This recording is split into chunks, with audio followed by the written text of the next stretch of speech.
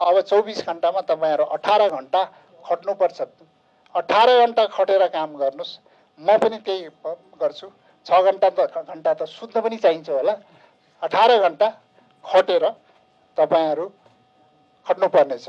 मैले 3टा मन्त्रालय सम्हाल्दै गर्दाखेरि मैले कति खट्नुपर्छ मलाई पनि थाहा छैन।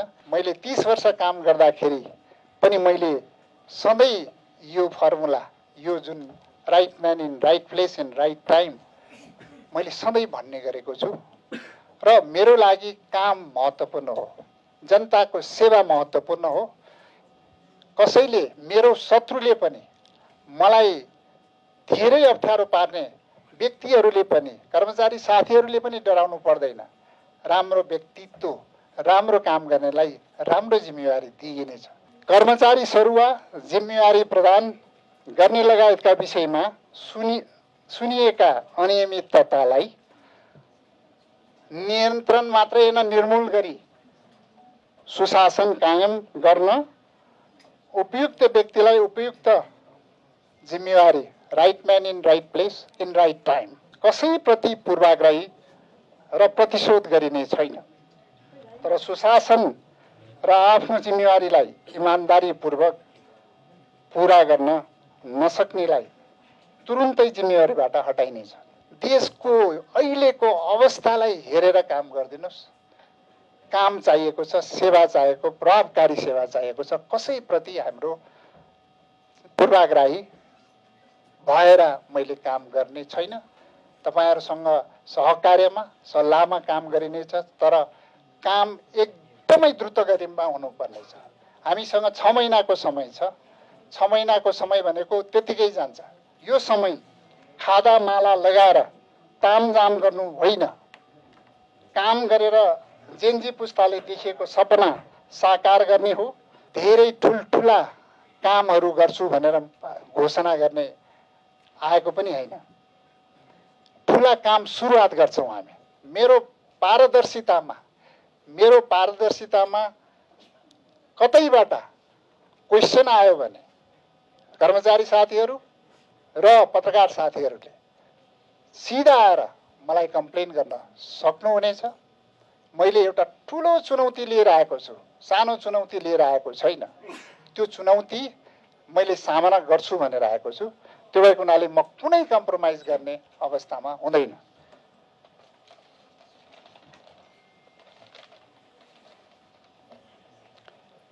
कर्मचारी सरुवा जिम्मेवारी प्रदान गर्ने लगायतका विषयमा सुनिएका अनियमिततालाई नियन्त्रण मात्रै होइन, निर्मूल गरी सुशासन कायम गर्न उपयुक्त व्यक्तिलाई उपयुक्त जिम्मेवारी, right man in right place in right time लाई कडाइका साथ लागू गरिनेछ।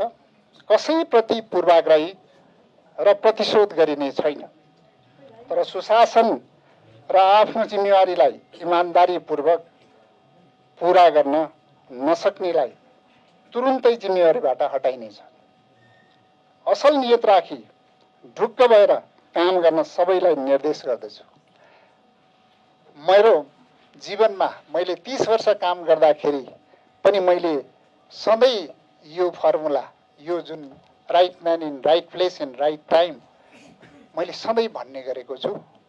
र मेरो लागि काम महत्त्वपूर्ण हो, जनताको सेवा महत्त्वपूर्ण हो। कसैले, मेरो शत्रुले पनि, मलाई धेरै अप्ठ्यारो पार्ने व्यक्तिहरूले पनि, कर्मचारी साथीहरूले पनि डराउनु पर्दैन। राम्रो व्यक्तित्व, राम्रो काम गर्नेलाई राम्रो जिम्मेवारी दिइनेछ। मैले पहिला पनि गरेको हो। म कसैलाई पूर्वाग्रही राखेर काम गरिने छैन। र तपाईहरुले ढुक्क भएर काम अगाडि बढाउनुस्। देशको अहिलेको अवस्थालाई हेरेर काम गरिदिनुस्। काम चाहिएको छ, सेवा चाहिएको, प्रभावकारी सेवा चाहिएको छ। कसैप्रति हाम्रो पूर्वाग्रही भएर मैले काम गर्ने छैन।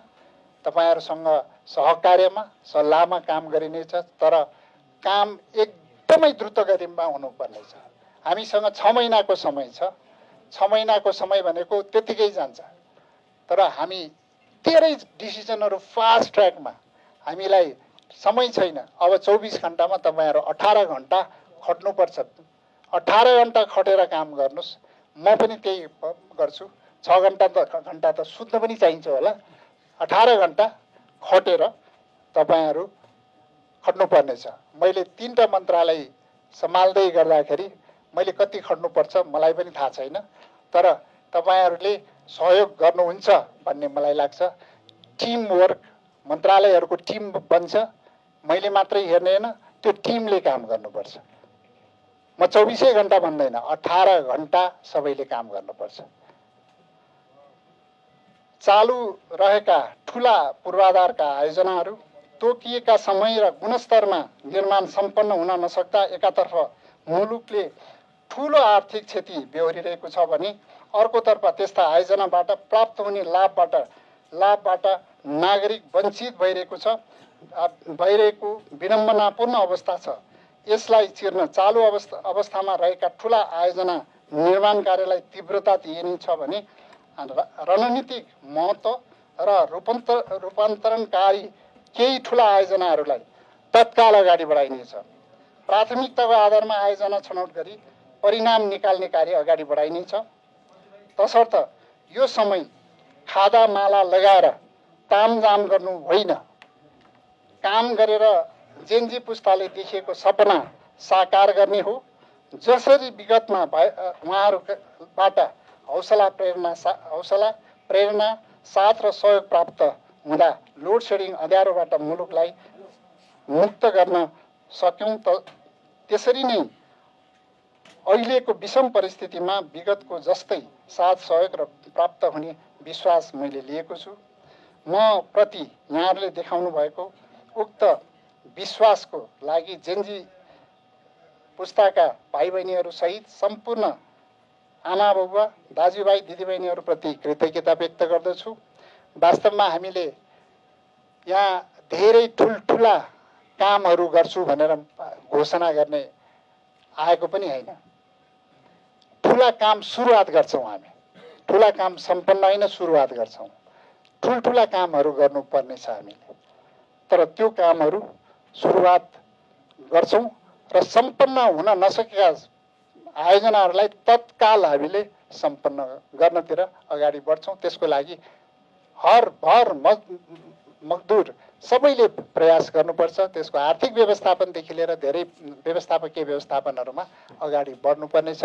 ठुला आयोजनाहरूमा हामीले अप्पर अरुणलाई मैले लिएको छु, दुधकोशीलाई लिएको छु र बुढी गण्डकीलाई लिएको छु। त्यो लगायत अरू पनि धेरै प्रोजेक्टहरू छन्, तर यी प्रोजेक्टहरूलाई हामी एउटा नेपाली जनताको लगानी र वैदेशिक लगानीलाई पनि संयोजन गरेर अगाडि बढ्नेछौँ। यो अप्पर अरुण भन्ने प्रोजेक्टलाई, जुन 1063 मेगावाटको प्रोजेक्ट छ, विदेशमा रहेका नेपाली जनता, नेपाली भाइ बहिनीहरू, नेपाली साथीहरू र देशभित्रका सम्पूर्ण साथीहरू, सम्पूर्ण नेपाली जनताको एउटा लगानीमा अगाडि बढाउने गरेर हामी अगाडि बढाउनेछौँ। यो 2टा रिजर्भर प्रोजेक्टलाई पनि हामी त्यसलाई फन्डिङ जुटाएर देश विदेश सबैतिरबाट र सबै डेभलपमेन्ट पार्टनरहरूबाट फन्डिङ जुटाएर हामी अगाडि बढ्नेछौँ। यस विषम परिस्थितिमा यहाँहरूको सहयोगको अपेक्षा गरेको छु र यस विषम परिस्थितिमा सबै डेभलपमेन्ट पार्टनर्सहरू, हाम्रा दात्री निकायका साथीहरू सबैले साथ सहयोग दिनुहुनेछ भन्ने पनि म हार्दिक चाहिँ अनुरोध गर्दछु। उहाँहरूले यो स्थितिमा नेपाललाई अगाडि बढाउनलाई सहयोग गर्नुहुनेछ, विगतमा जस्तै धेरै सहयोग साथ दिनुहुनेछ भन्ने पनि मलाई म अनुरोध गर्दछु।